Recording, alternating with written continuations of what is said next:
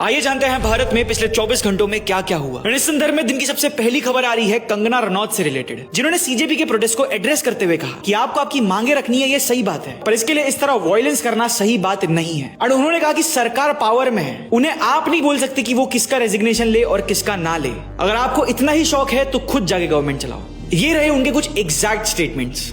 देखिए, ये जो हमारा संसद का सत्र होता है, ये इसीलिए होता है कि सब मुद्दों का जो है वो विस्तार पूर्वक जो है हम लोग डिस्कस कर सके, और सरकार की जवाबदेही सब चीज के लिए होती है, उसी के लिए होता है। और हम लोग चाहते हैं कि सत्र चले और जो है ये अपने प्रश्न जो है वहाँ रखे।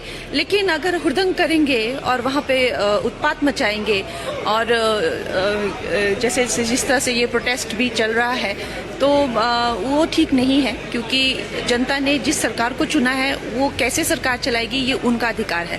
अगर आपको इतना ही है तो आप भी खड़े हो जाइए। तो आप आर्म ट्विस्ट नहीं कर सकते गवर्नमेंट को कि आपको किसको सैक करिए, किसको रखिए। तो ये आर्म ट्विस्टिंग अच्छी नहीं है। फिर दिन की अगली खबर आ रही है राहुल गांधी से रिलेटेड, जो आज अपना पहला मॉनसून सेशन खत्म करके पार्लियामेंट से बाहर निकले ही थे कि रिपोर्टर्स ने उन्हें सीजेपी के प्रोटेस्ट से रिलेटेड एक सवाल पूछा और उनसे अयोध्या डोनेशन की चोरी पर भी सवाल पूछा, पर इन दोनों चीजों पर राहुल गांधी ने जवाब देने से मना कर दिया।